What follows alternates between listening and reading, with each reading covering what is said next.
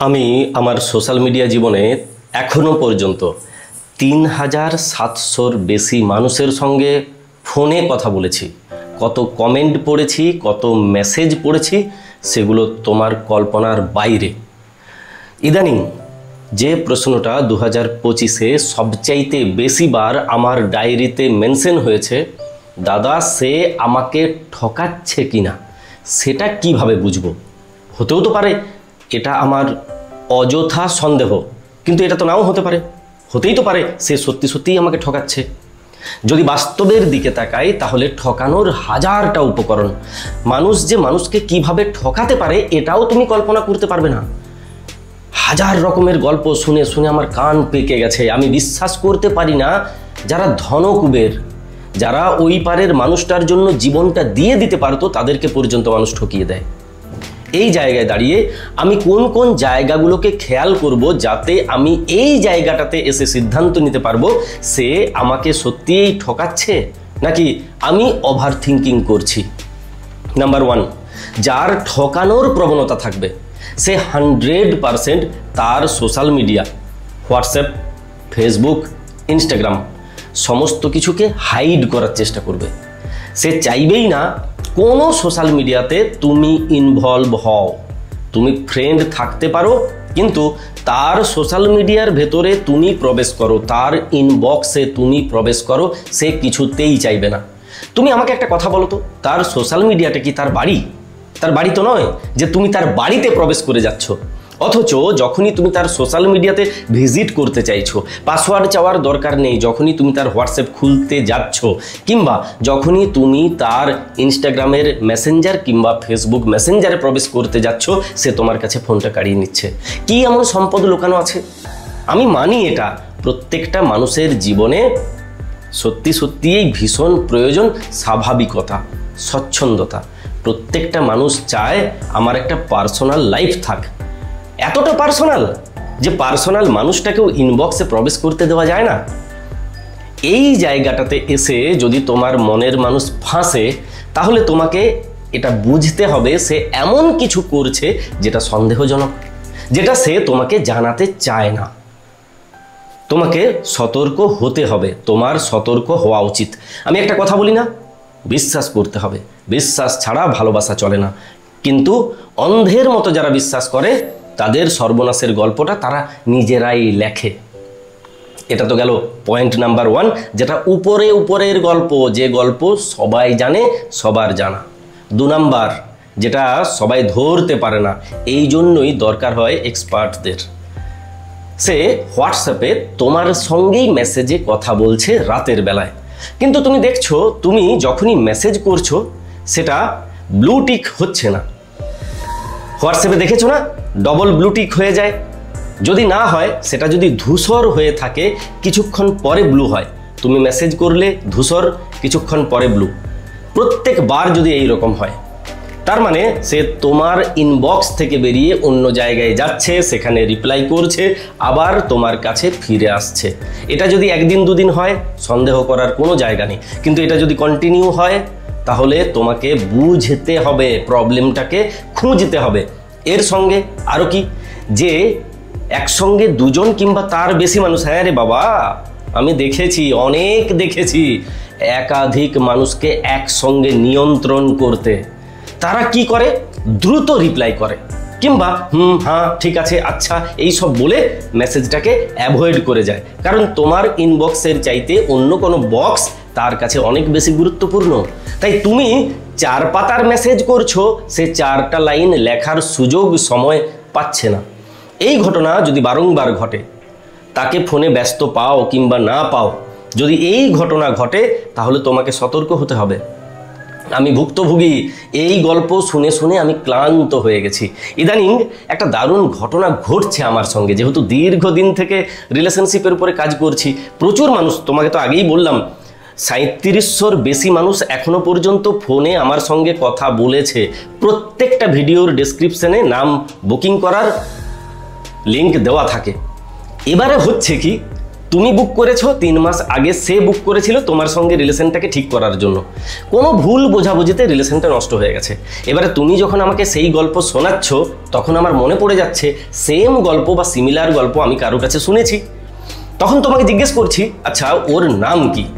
যদি সে সত্যিই নিজের নামটা দিয়েই রেজিস্ট্রেশন করেছিল, তখন ম্যাচ করাচ্ছি যে হ্যাঁ নামটা মিলে যাচ্ছে, ফোন নাম্বার মিলে যাচ্ছে, অতএব কারণে আমার কাছে রিলেশনটাকে ঠিক করা সহজ হয়ে যাচ্ছে। দুজনেই তো চাইছো একটা রিলেশনকেই ঠিক করতে, তখন তো প্রবলেম নেই।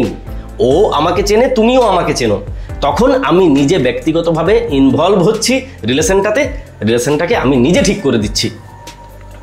এই প্রবণতা যেহেতু অনেক দিন হয়ে গেছে সোশ্যাল মিডিয়াতে, তাই বাড়ছে। লাস্ট কয়েকটা মাসে যে কতগুলো রিলেশন এইভাবে ঠিক করেছি, সেটাও তোমার কল্পনার বাইরে। আমরা অলরেডি দুটো জায়গা নিয়ে আলোচনা করলাম।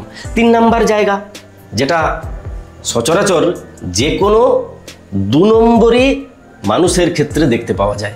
যাদের বেরিয়ে যাওয়ার প্রবণতা আছে, তারা ঢাল হিসেবে বাড়িটাকে ব্যবহার করে। যদি দেখো সে বারবার করে এই কথাটা ইদানিং বেশি বলছে, বাড়িতে যদি রিলেশনটা মেনে না নেয়, তাহলে আমাদের পক্ষে এই রিলেশনটাকে কন্টিনিউ করা সম্ভব হবে না। তুমি খুঁজেই পাবে না যে মানুষটা এতদিন বাড়ি নিয়ে এতটা উৎসাহিত ছিল না, এত গল্প বলতো না, সেই মানুষটা এত বেশি বাড়ি বাড়ি বাড়ি বাড়ি কেন করছে।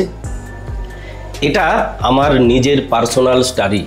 আমি স্টাডি করে দেখেছি, যখন মানুষ একটা রিলেশন থেকে বেরিয়ে যাওয়ার রাস্তা তৈরি করে, তখন তারা বেশিরভাগ ক্ষেত্রেই বাড়িটাকে ঢাল হিসেবে ব্যবহার করে।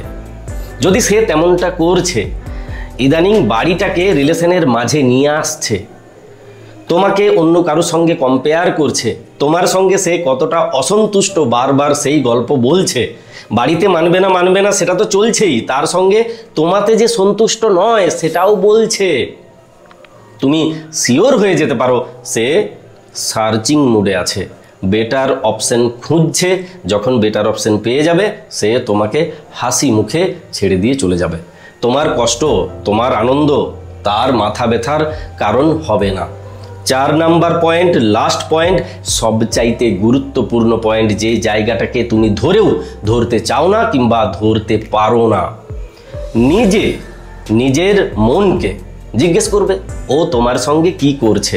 চুপচাপ একদম মেরুদণ্ড সোজা রেখে রিলেশনটাকে মনে করবে, চোখ বন্ধ করে নিজেকে জিজ্ঞেস করবে সে তোমার সঙ্গে কি করতে চাইছে।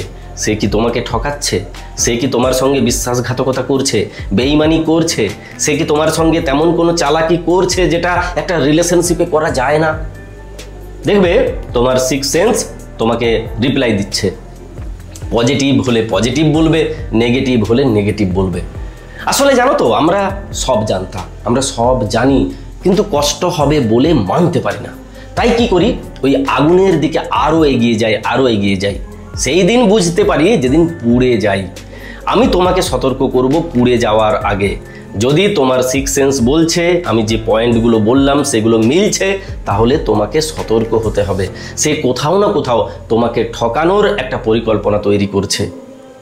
2025-এ ঠকানোর উপকরণের অভাব নেই। মানুষ চাইলে হাজার রকমভাবে ঠকাতে পারে, কিন্তু তুমি যদি দৃঢ় প্রতিজ্ঞ হও যে আমি ঠকবো না, কেউ তোমাকে ঠকাতে পারবে না। যদি ফলো সাবস্ক্রাইব না করেছো, ইউটিউব থেকে দেখো, ফেসবুক থেকে দেখো, ইনস্টা থেকে দেখো, যেখান থেকেই দেখো, জুড়ে থাকো। আমি বারবার করে বলি জুড়ে থাকো। জানি না কোন ভিডিওটা তোমার কাজে লেগে যাবে। তেমন যদি কোনো প্রবলেমে আছো, অবশ্যই আমার সঙ্গে যোগাযোগ করবে। আর ওই প্রজেক্ট যদি না নিয়েছো, ওটা আমার সম্পদ। এত অভিজ্ঞতাকে সঞ্চয় করে লিখেছি, সেটাও তোমার কল্পনার বাইরে। ওই প্রজেক্ট যে কত রিলেশন ঠিক করেছে, সেটাও যেমন তোমার কল্পনার বাইরে। ওই প্রজেক্ট কিভাবে তোমার রিলেশন ঠিক করতে পারে, সেটাও তোমার কল্পনার বাইরে। এই জন্য আমি একটা হোয়াটসঅ্যাপ টিম বানিয়ে দিয়েছি, যারা প্রজেক্ট কিনতে পারছে না লিঙ্কে গিয়ে, তারা যেন কিনতে পারে।